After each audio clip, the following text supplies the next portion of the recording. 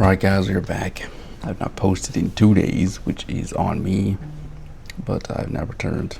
Been doing a lot of work, so yeah, let's pick up where we left off. Still top 2 in the league, but daily I'm not doing that great. Need to catch up to this guy, Thomas. On the object-oriented section, guys, thank you for all the comments, by the way. Appreciate it. It's really motivating. If you guys are interested in me like starting a Discord or something so we can chat, that's also an option. I'm not going to be selling anything because I hate course gurus. I've been scammed before, so that's not happening. But I also don't want to moderate a Discord, so it's interesting. If somebody wants to moderate, that'd be cool. Enough yapping, let's get back to where we were. Okay, add the remove books, create a new empty list. Okay, move to every book in the library's book list. The book's title and author don't match the one you want to remove. Add it to the new list. Okay, that's what we were doing. After checking all the books, replace the library's books list with the new list.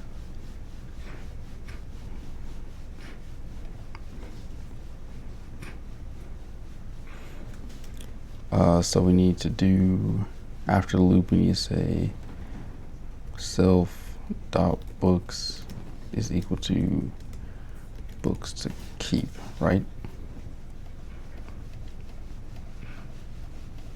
Let's try this.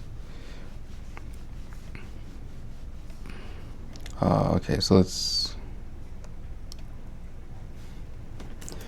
print here and let's say original books colon self.books.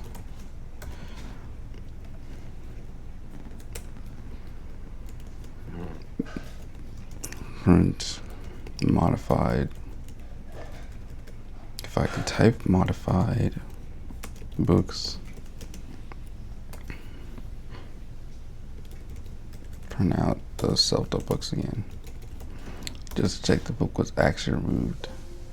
F. And then this is supposed to be self, not celled.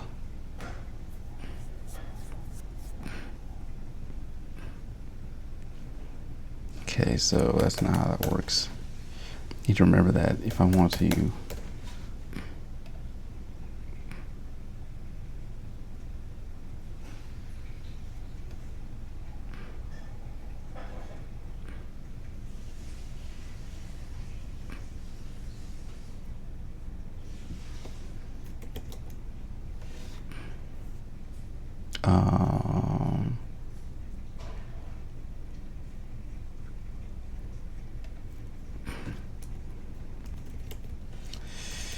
how do I actually print out the books here?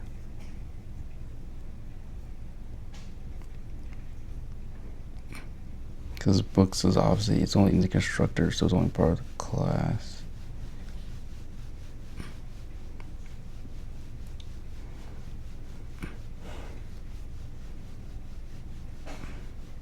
There may be no way to print it inside of here, actually.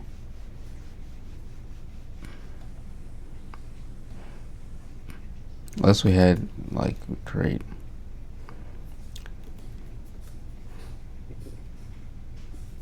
books, or just test underscore books. Unless we do something like this, and then we do test underscore books is equal to self dot books. Then we can print test underscore books. Would that work?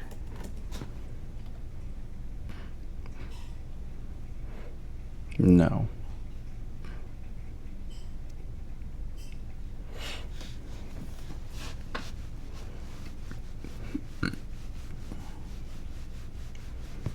It looks like this is a pointer, actually.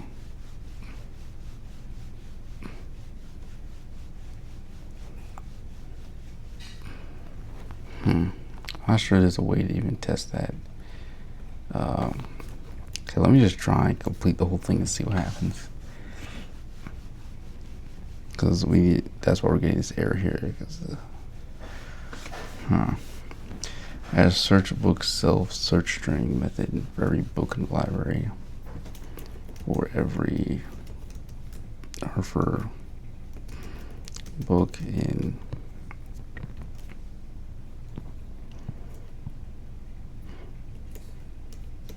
self.books.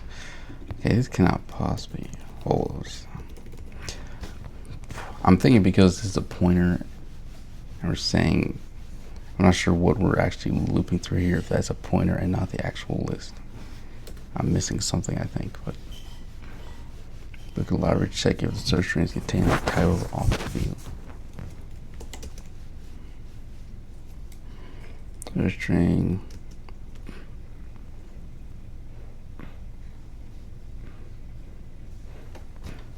The title and author.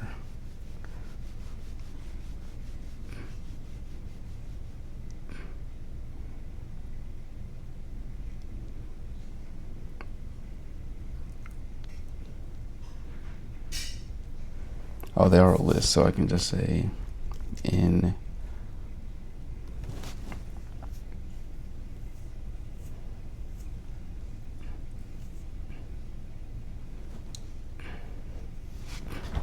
so it's a book object.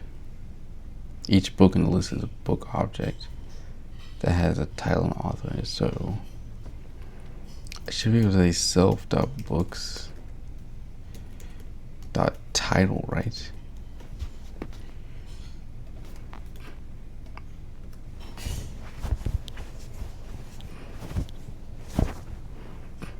Or sorry, in the library. Yeah, similar to how I did up there. And it's contained in the title or the author field.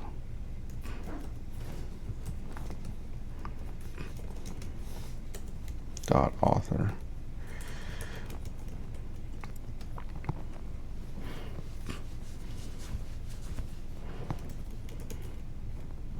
Return a list of all books that match the search string or in the same number they were added to the library.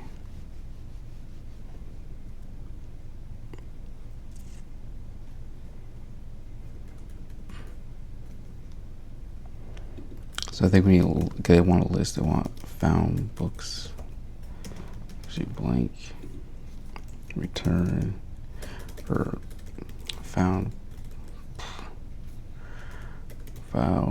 books dot append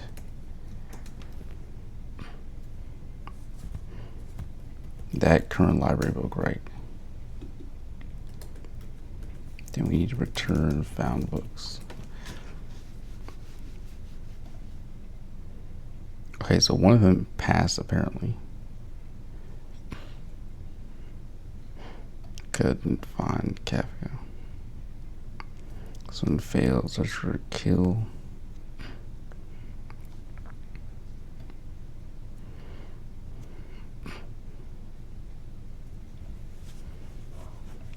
So I guess it's not, yeah, case insensitive. So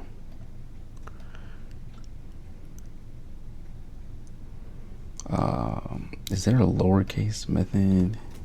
Can I say like lower?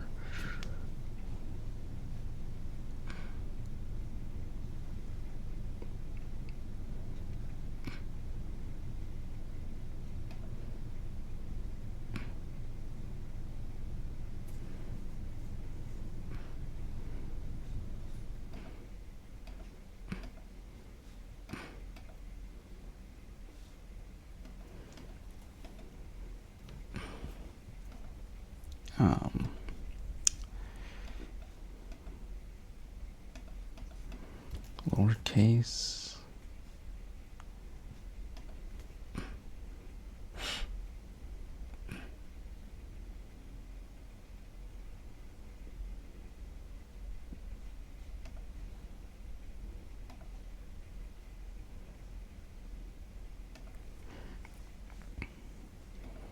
I think it's like dot lower or something. I don't remember. Am I allowed to use Google in this course? Wait. I'm gonna I'm wondering, just gonna check the Discord if anybody asks this question. If you're using Google as encouraged or not. Because I feel like it could be kind of cheating.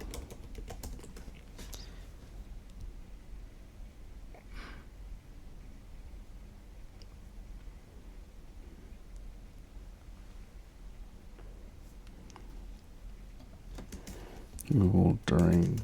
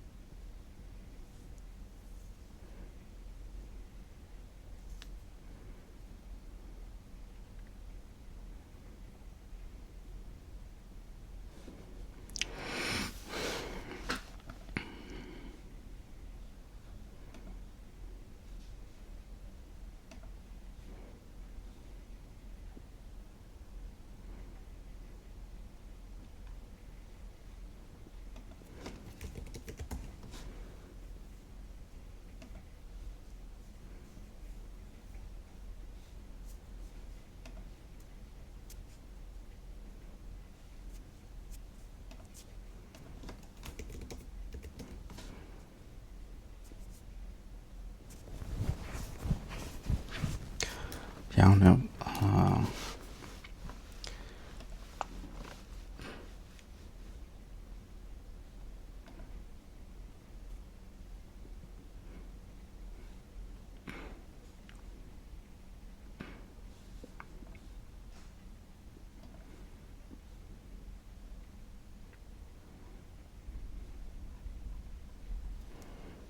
Yeah, I got no idea. I'm not sure if I can look up stuff like that.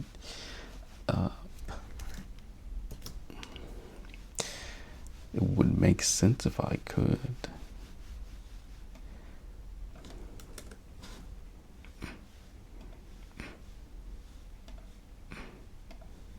Yeah, I know. I'm just gonna Python lower case string. Okay, that's what it was, dot lower.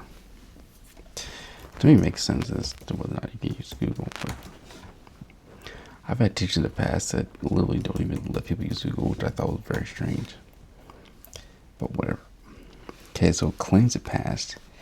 I have no way to verify if this is actually working. Because apparently I can't print out the self.books because it's a pointer object. Like, I don't know why one couldn't print this out.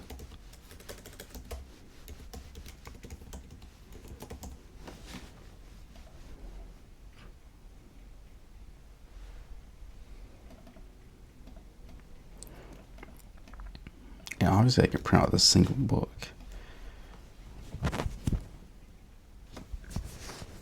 Now let's bring on an object again.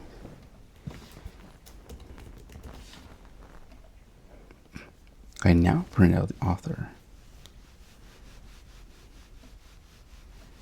Interesting. So if that works, why can't I print out self.books? Why does it keep just showing the pointer?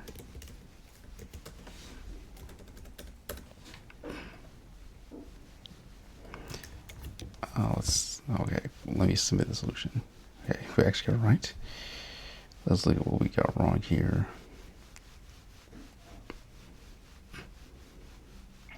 So we got actually almost nothing wrong. Okay, so here they put this in quotes, the entire thing. Guess for readability. I did not do that. Oh, they also put the, okay, yeah, that's important. They put the lowercase register strings to make sure they're also lowercase. I did not do that.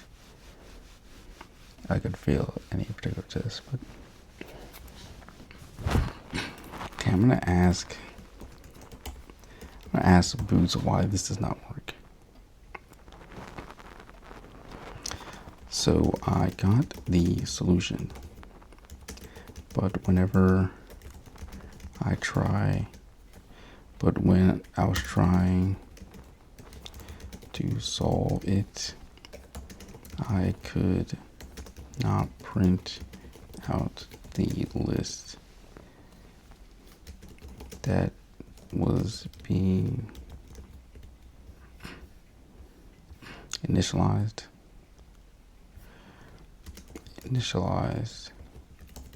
in the constructor of the library class.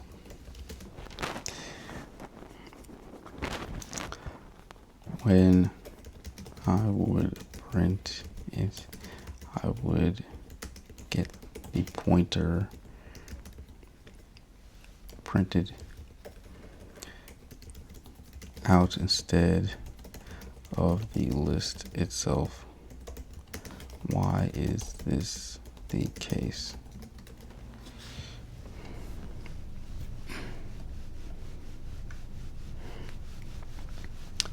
I cannot relation. So cringe. So your code pass all the tests was excellent. Great question. Printing self-built looks. It's like something you deserve. Yeah, that is right. So when you print a list that contains custom objects like your book, it says Python doesn't know automatically how you'd prefer to display those objects as a string. It doesn't automatically know you'd prefer to display those. Okay. By default, a print representation includes the object's type and its memory address, which was your format as a pointer. Okay, I guess it's not a pointer. That is correct. It's an address, not a pointer. A pointer points to an address. An address is just a place. So we can put objects print in a more human-readable way when they are part of a list. You can define a special method called REPR, sort of representation within your book class. Zip of it. Oh wow, so you have to define a whole entire method for this to work.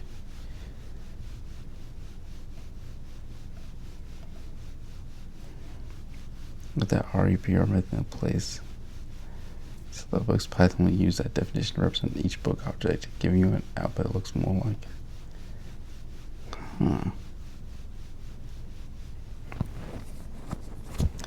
That's interesting.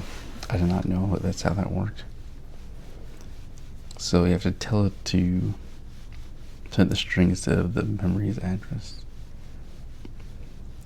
Okay. One thing we're going to start trying to do is taking notes on things I learned. So that's exactly what we're going to do now. So call it something like OOP list debugging. When you have a list initialized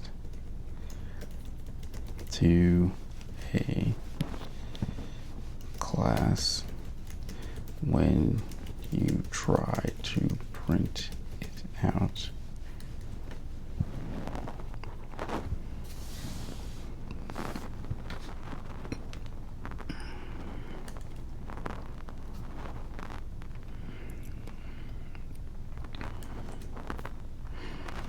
and it contains custom objects, other classes in the list.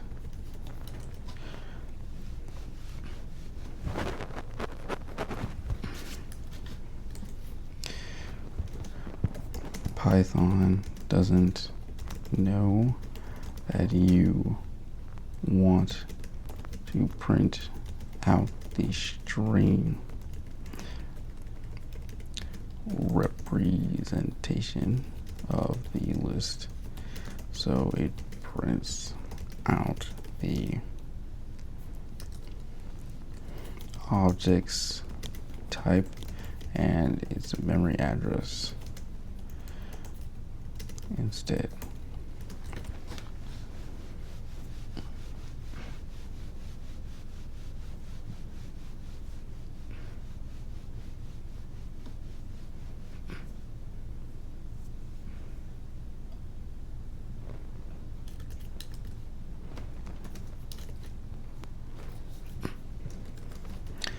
to avoid this, define a REPR method.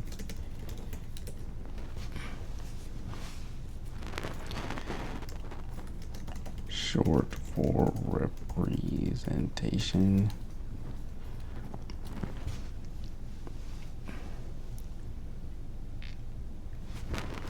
That tells Python how to represent the object as a string.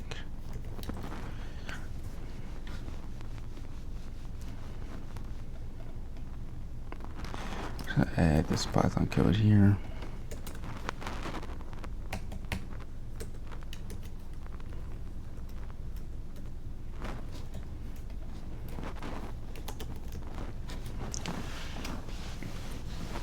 Hey, there we go. Next, encapsulation. How does the process of hiding complexities out of black box so it's easier to focus on the problem at hand?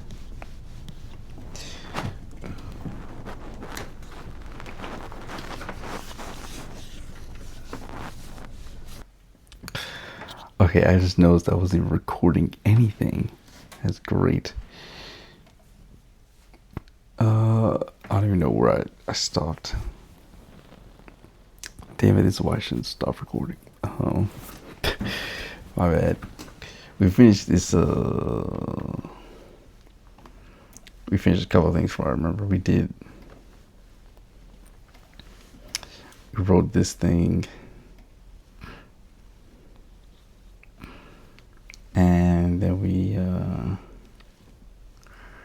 wrote this thing, the OOP list debugging thing.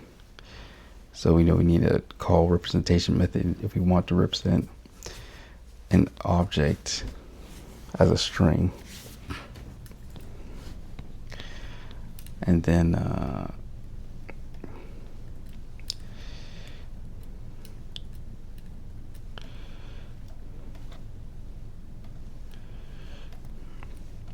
we also learned about the fact that encapsulation is not really truly private in Python anyways, because there are ways around in Python. This is just doing some name mangling stuff, but stuff like Go is actually strict typing, so stuff like this would be prevented. They're actual private classes. Then here we did the widget dual thing. I had a little bit of issue with this thing measure. I was previously calling it like this, saying give fireball and then passing target as self, which is wrong. I have to actually, if I want to call a method that is inside of an object, I need to call the actual object and then the method. So yeah, that fixed that. Otherwise, it was the same solution. Now we're on more encapsulation practice. Complete the bankout class, complete the instructor. Set underscore account number to account number.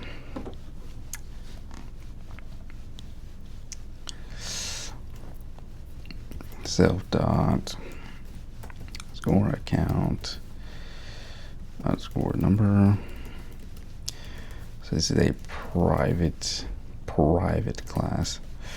Self private variable balance equal to initial balance.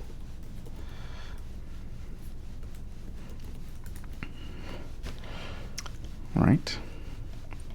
Complete the public getters with the get account number to get the value of the private variable account number and return it.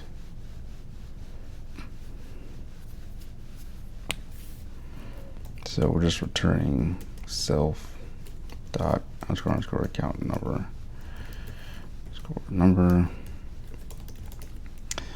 We're returning the balance. Return self dot underscore balance. Returning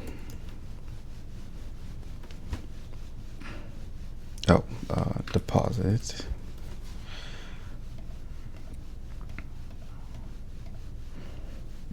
Should accept amount as an input and add it to the account balance. So self dot underscore balance plus equal to amount.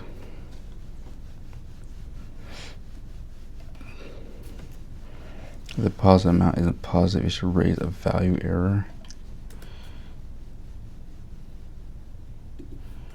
Okay. If amount is less than 0,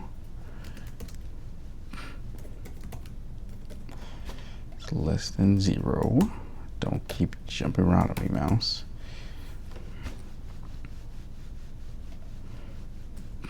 It should raise a value error exception with the message cannot deposit 0 or negative funds. Otherwise, it should add the amount to the balance. Okay. It's good. Complete the withdrawal method. It should accept an amount and check if there's enough money in the account for withdrawal.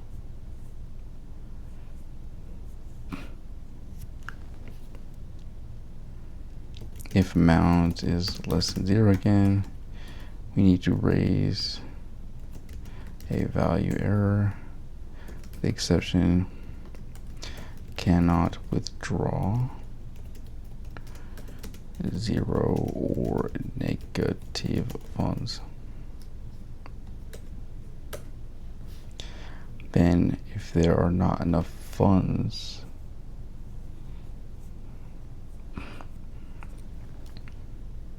so if self dot underscore balance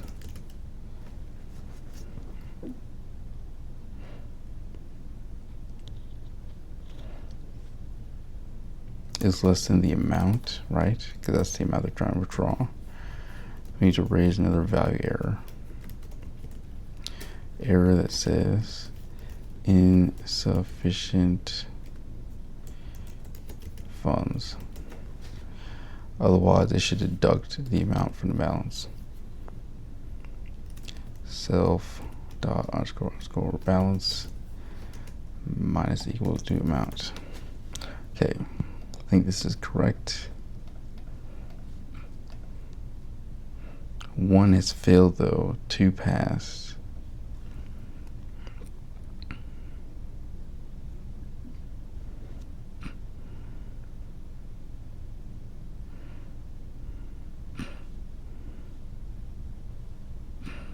So here's the failure. If amount is less than 0. Okay, less than or equal to 0, I guess.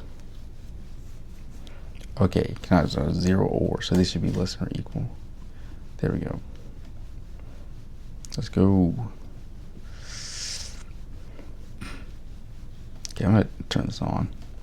Get some more XP for the next 60 minutes.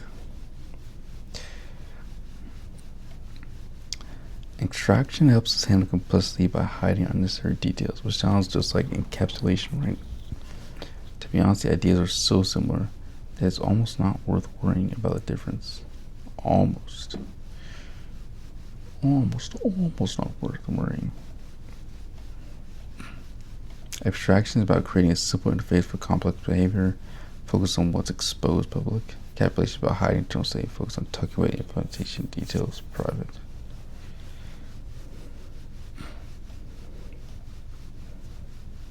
Abstraction is more about reducing complexity. Encapsulation is more about maintaining the integrity of system internals.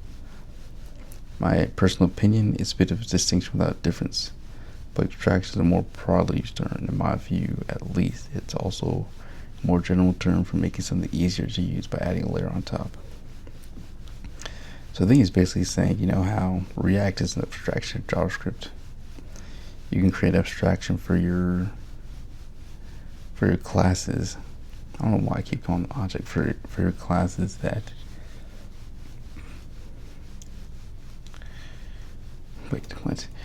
Are classes and objects interchangeable?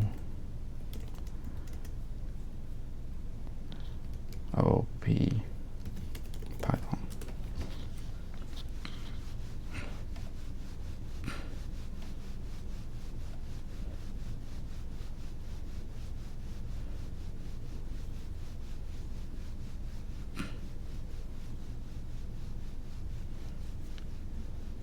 Consider a blueprint for a house to class. The blueprint details the number of rooms, the layout, the materials, and so on. A horse built from the blueprint. Okay, so like we have a class wizard that has some things. We call wizard, that's an object.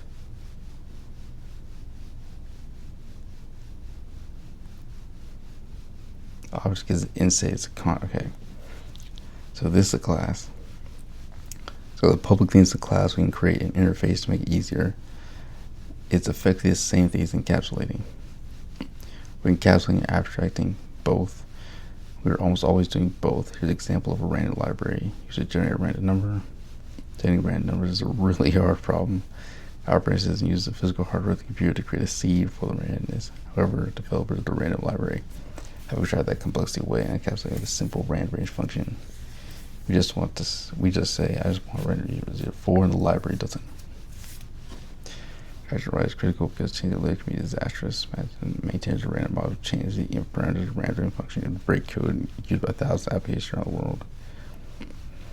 So this is technically an abstraction and also encapsulation.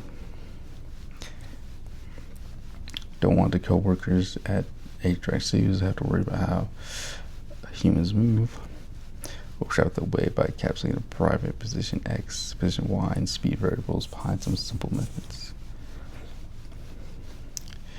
Right, add the human speed to its position. So, isn't this effectively the same thing as we just did?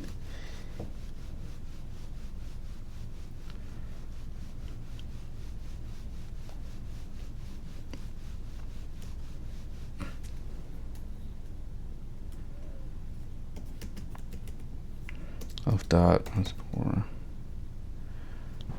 to its X position. Underscore X. Then move left to be subtracting. So effectively the same thing, we just go subtract equals. Moving up would be adding to its Y. And that would be subtracting from the Y. The position returns X and Y position as a tuple. Which is this. Self dot underscore position underscore X, self dot underscore position underscore Y. Failed.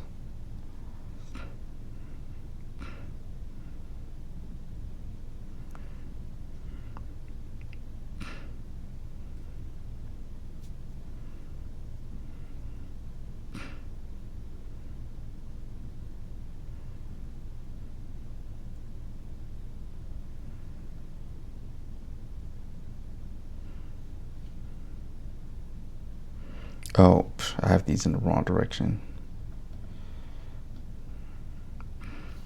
So it's supposed to be like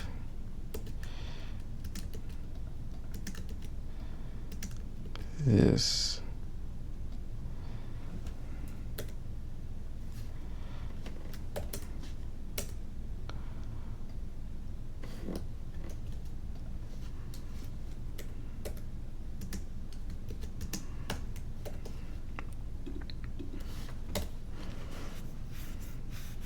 Add the speed to its X position.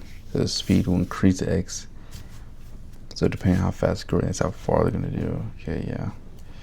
Subtract equals.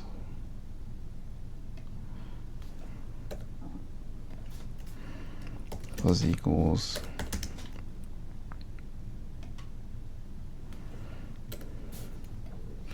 So these are the instances where I think AI is actually useful. when you have to fix a change like that, you can just use autocomplete. I don't think it's useful for generating code, but what? 2 failed? How, man? How? What failed?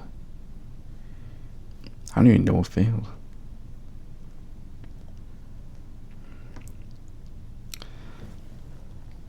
Oh, here's what failed. So expected 10 and got 8.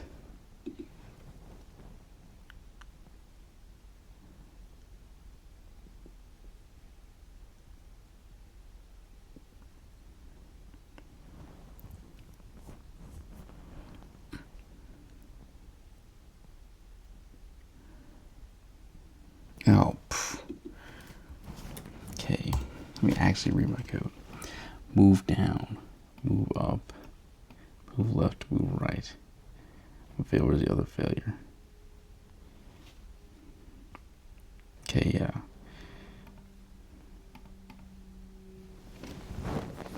Gotta stop making dumb mistakes like that. Try to move fast. Oh, Thomas is a lot. He is absolutely cooking me.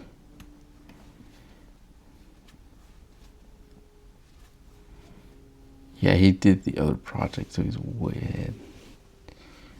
No GitHub, he's from Germany, okay. 453, how many have I solved? I solved 362. Yeah, I'm way behind. I'll have to take a couple of days off for me to catch up, I think. It's all good though, I'm not here for leaderboards. Here to build my own future. In terms of abstraction and encapsulation, mostly just emphasize different aspects of the same concept. Abstraction focuses on exposing such features while hiding complexity. Encapsulation focuses on bundling data with methods and restricting direct access to implementation details. Corbett needs to find differences. Yeah, I'm not sure what the difference is between these things. Creating abstractions is particularly crucial when you're developing libraries for other developers to use. For example, the built-in power function of Python is an abstraction that hides complexity exponents. POW is a magic somewhere code that does something like this exists, and it's called when you use POW. Alright. Yeah, so things the power function, the random are abstractions, also 10 whatever. Which is not a good reason to hide them. Cute though, it is simply to keep passwords secret. This is probably it.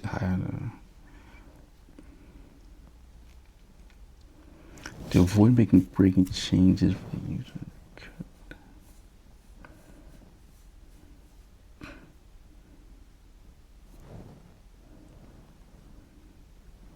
Yeah, that would be a good reason to hide it. I think it's this one, yeah. Abstraction emphasizes who cares is kind of correct, but it's not okay. It's not okay, whatever. It says exposing our features.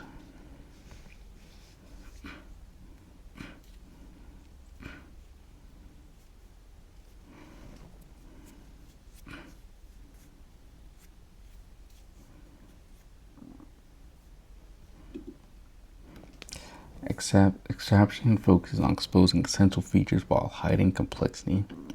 Encapsulation focuses on bundling data with methods and restricting access to inner workings. Bundling data and methods and restricting access to implementation details. Yeah, I don't know. They're almost one and the same. Imagine if someone asked you this as an interview question. I don't even know what I would say. I would say abstraction is hiding stuff, but it's more about hiding really complex things.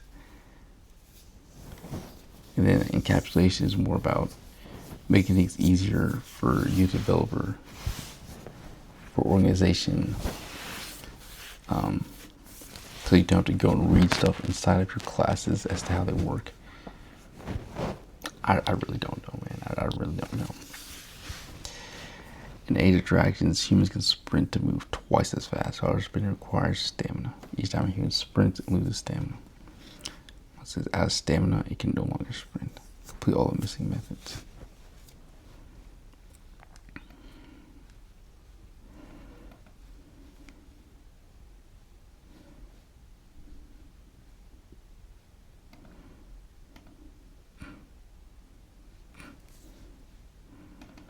Oh, so you do these.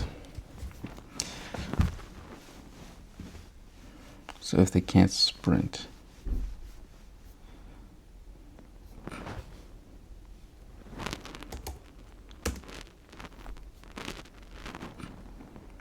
is self dot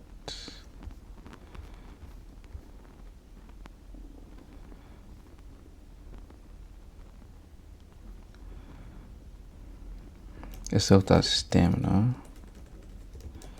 is less than or equal to 0. We want to return. All right, give me a second.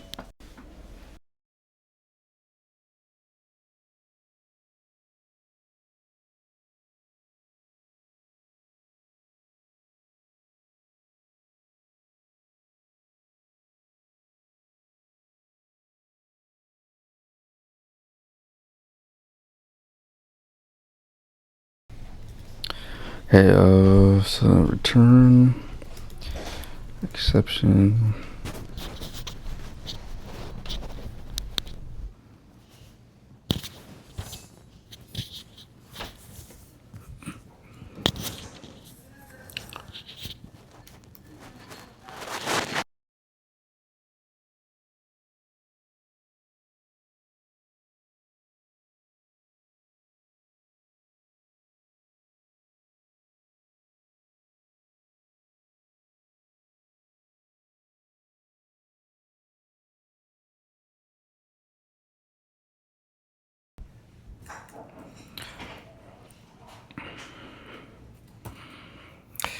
Exception, not enough stamina to sprint.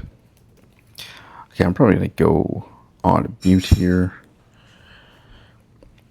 My siblings are back and they're going to continue to bother me, but I'm going to continue coding.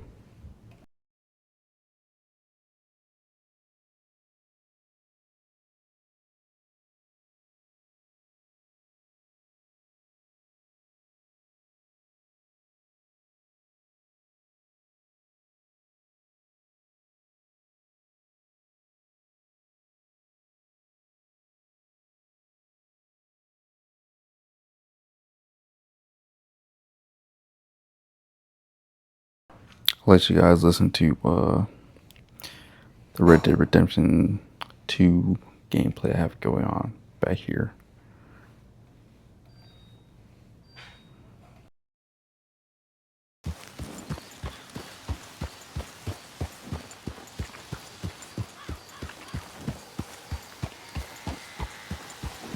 No, actually, I'm gonna leave it on.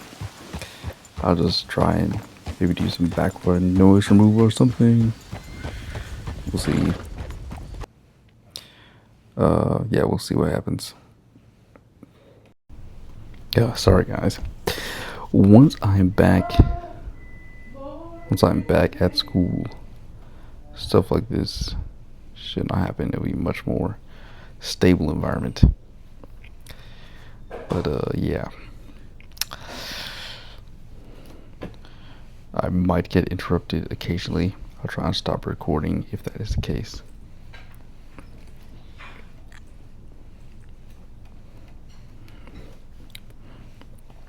Anyways, trade exception, not enough stamina to sprint. Remove 1 stamina from the human. Just self dot underscore stamina, or no. I really hate that this is down here. I don't know why that isn't the first thing. They say don't touch below the line. I can't even tell what's. That's not help.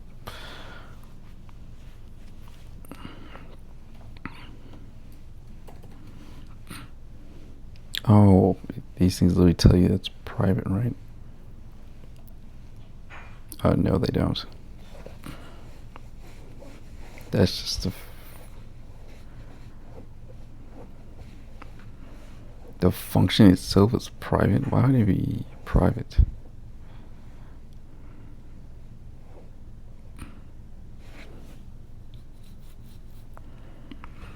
Oh, so that, okay. Yeah, this doesn't need to be edited.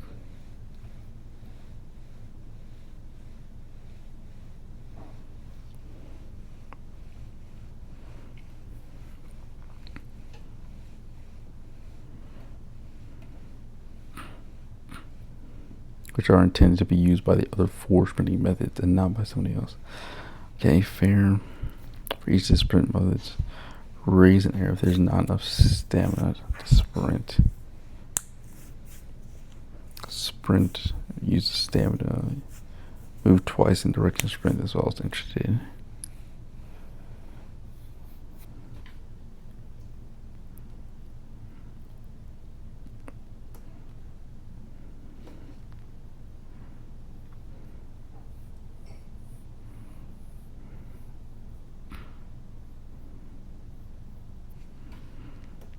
So they're spinning right.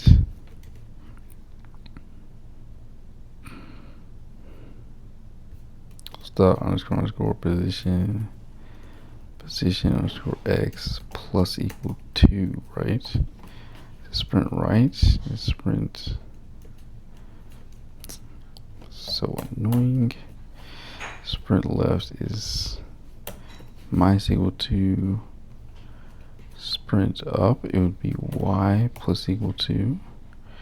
Sprint down, it would be y minus equal to. Then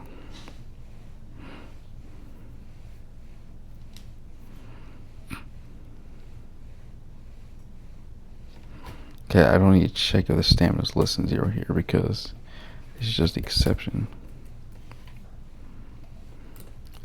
So if underscore if self dot underscore stamina is less than or equal to 0, then we're just going to return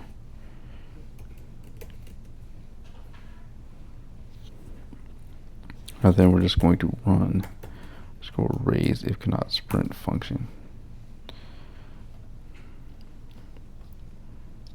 on self, right? Because you can't just call without self. For each one we need to do this. And then otherwise we need to use the sprint stamina.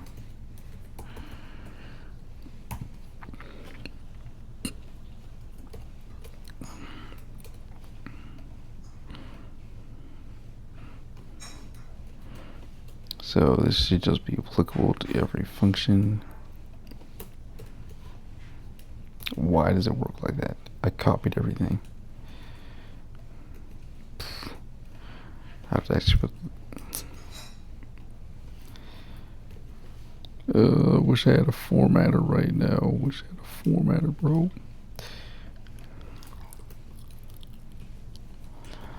I need to learn Vim, man. I want to learn Vim. Oh, 3 failed. You're joking.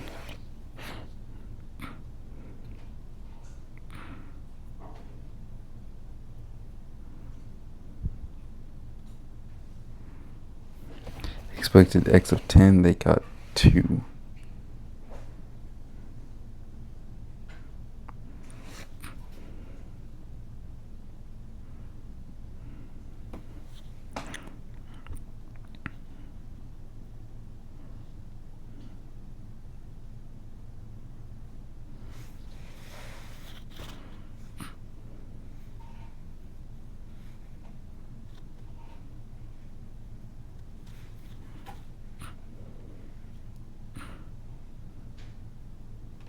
Yeah, they're calling it multiple times.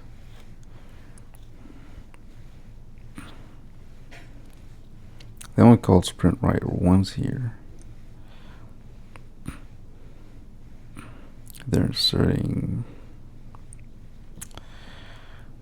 What are they inserting? Wow, there's a lot of stuff going in here. Okay, they're starting at 0, 0 here with X and Y.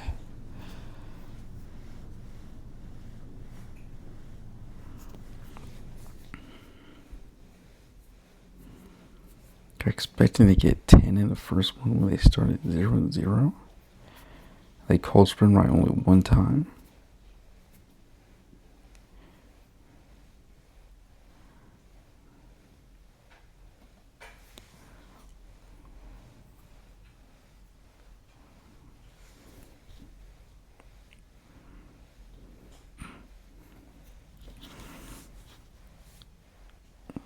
Oh, their speed. Oh, their velocity. Okay, so yeah, it's just like the other one. Speed.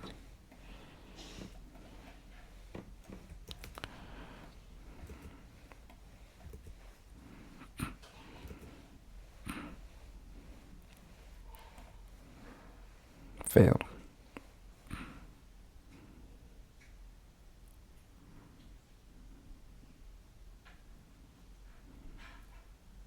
Move twice in the direction of the sprint.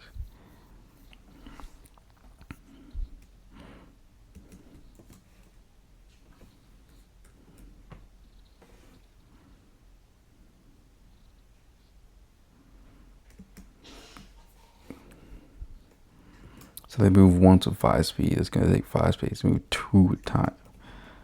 So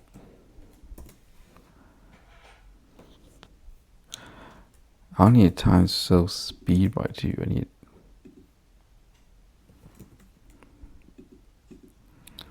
I need time this entire thing by 2. And it's wouldn't it effectively be the same thing though?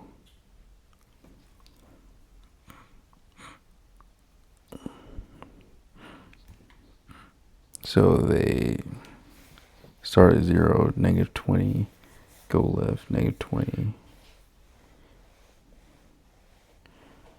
Or negative 40, go left, negative. If I multiply by 2 here, then negative 3 times be negative 120.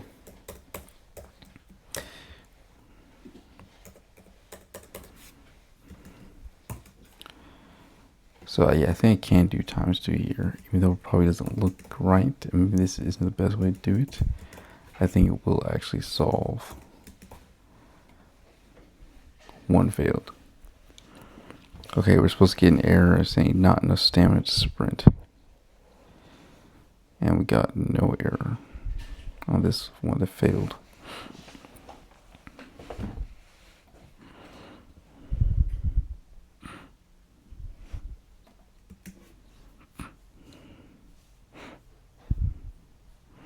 You're trying to sprint down.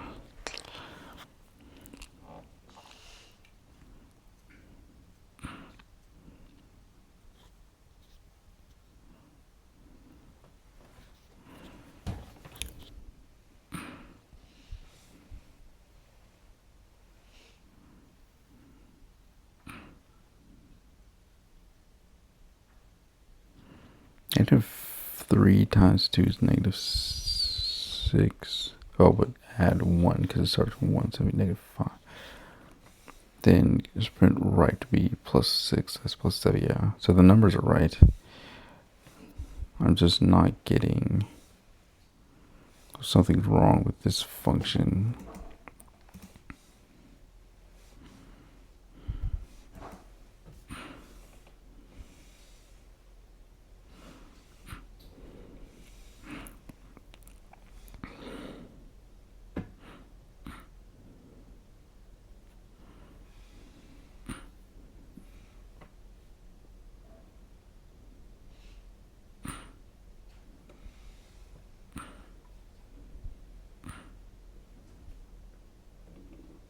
Oh, I'm not even subtracting stamina.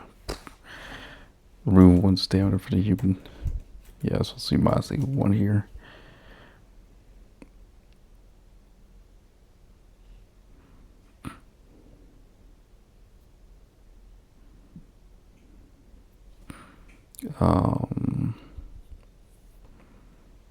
What is going on?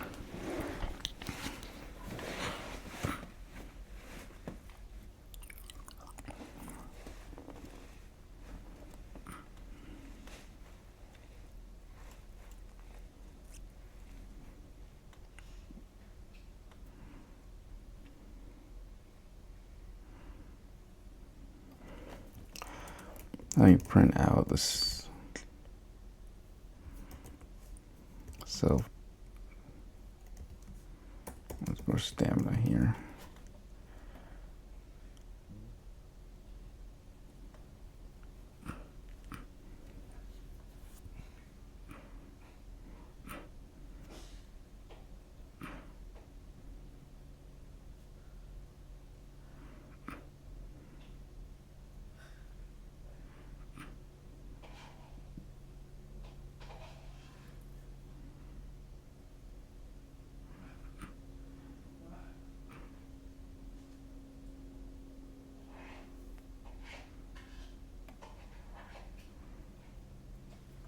Okay, so I think the problem is here. I'm just running the thing. Okay, yeah, this is completely wrong.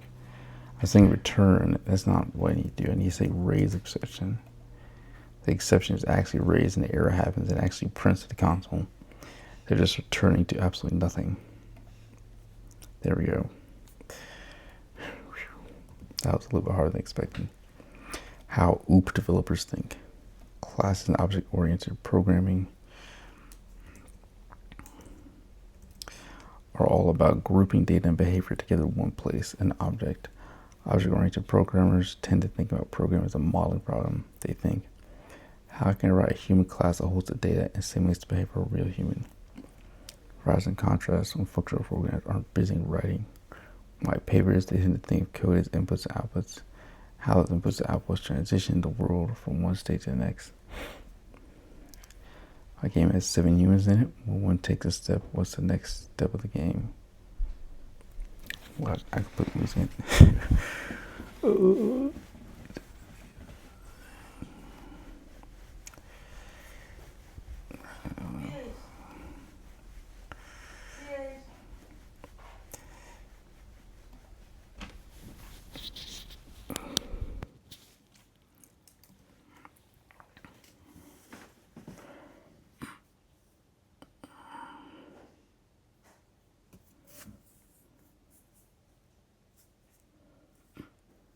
Game, how can I write a human class who then simulates for a real human? So object-oriented programmers think of models. Functional programmers are trying to say, my game has 7 humans in it, but one take a step. Let me look at the diagram. Human dot walk. Something that happens every single time a human walks. Functional programming, next human equals walk. Previous human. Human position 1 and next human position 2. Both paradigms actually recently only organized code, but it's one of the most popular ones. Understand multiple is the thing right code. Okay. I don't really get this page, but we would typically groups variables and constants using any function, methods, data, and behavior. I think it's data and behavior. Yeah. Developers trying to think of programs as modeling the reward objects. Hey, let's see if I can finish this assignment a little bit faster than the last one. Last one was a little bit of a disaster. I'm gonna prototype a game that will eventually be added to Age of Dragons. Here's the deck cards.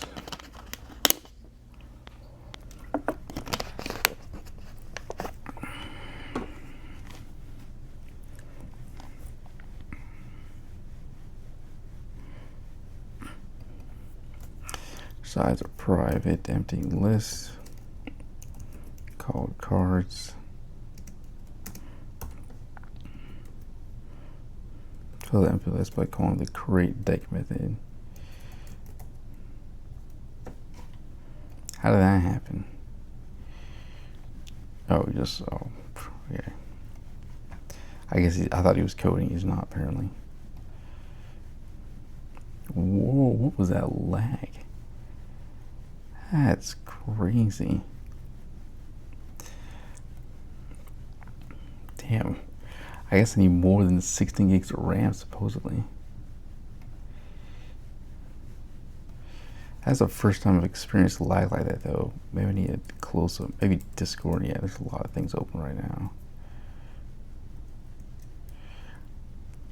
Okay, that's not that great.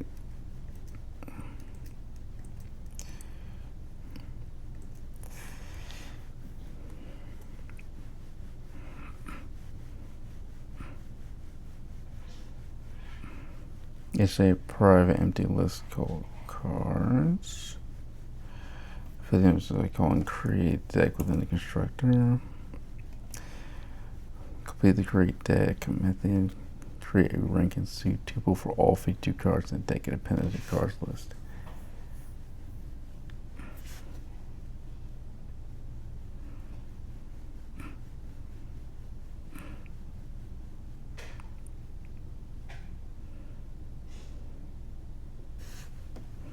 Order marriage cards be intended to list in the following order: all ranks of hearts and all ranks of diamonds and all clubs and all spades. Within each suit, the cards should be ordered from the lowest rank ace to highest rank king.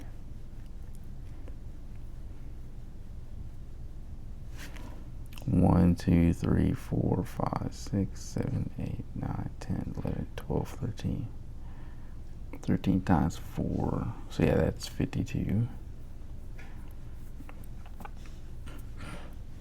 Because one issue I'm thinking about here is how to even play cards. I don't really know how to play solitaire and all sorts of things. Okay, so what I'm thinking is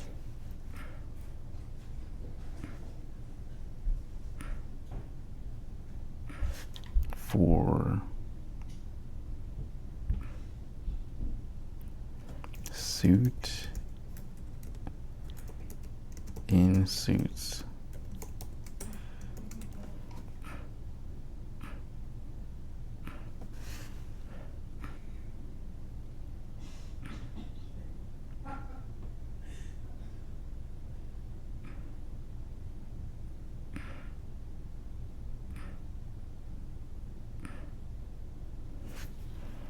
for rank in ranks, right?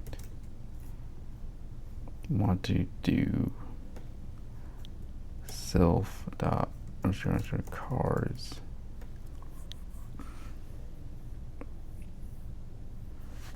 dot append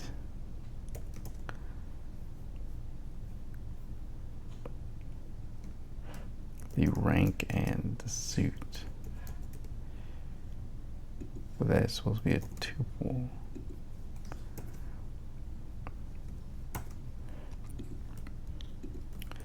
I'm just going to create a test list instead of doing the repr thing because I don't want to write all that out. So we're just going to append the test list as well in the same manner. For the repr, the representation, I don't want to do that because I do need to test if this is actually working. Because I think this is an important part of the program. Trace back. Yes, create deck is not defined. You are correct. Suits is not defined. That does not make any sense.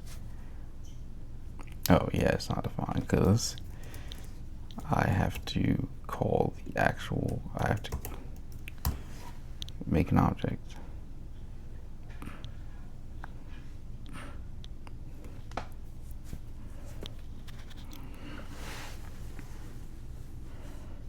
Shoot cards from those. So we have all ranks of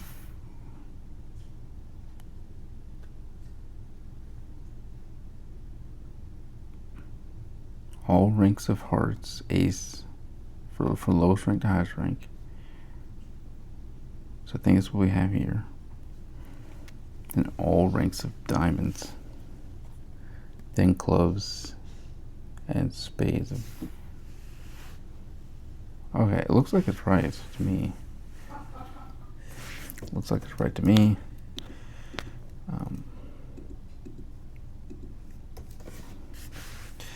Now we need to shuffle. Use the random shuffle function available from the random package to shuffle the cards in the deck. So we just go random dot shuffle. I don't have tab complete. I don't have auto completion. Let's self dot. I'm just going to cards. use a pop method to pop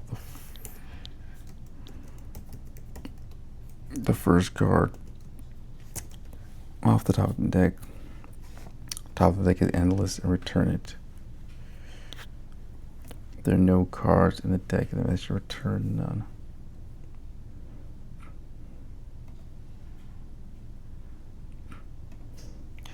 I think a pop just returns none if there isn't anything. So something like this should work. Okay, it said 3 passed. I think this is correct to me. Let's see. Damn it. Okay, yeah, it doesn't work. I thought it would work. So if self dot underscore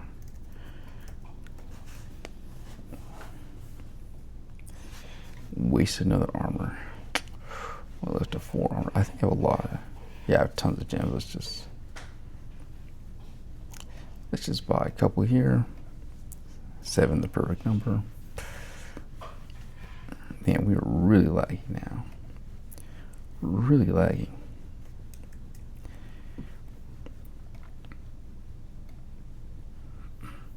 So quit this.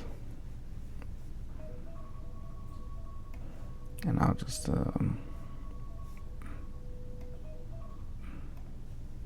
play some music here for myself. Play some Miss Monique, absolute goat.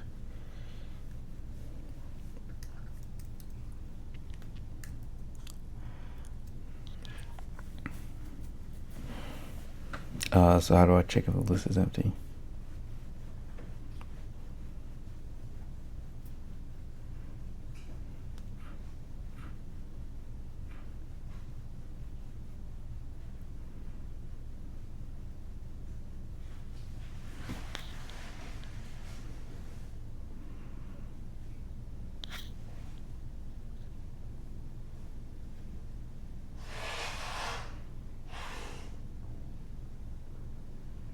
Oh, if length of self-type cards is equal to 0, right? Return none.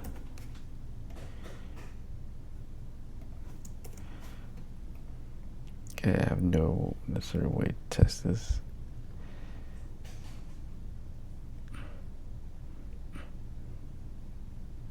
Unless I ran this, which I'm not going to.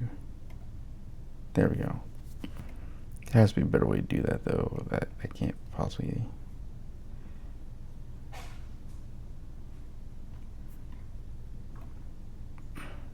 Yeah, I had a bunch of comments. There is not a better way to do that. Okay. We're almost done with object-oriented. I'm slightly gassed and hungry. So I'll get back to this later, but I'm going to post this video right now. Thank you guys for watching. See you tomorrow.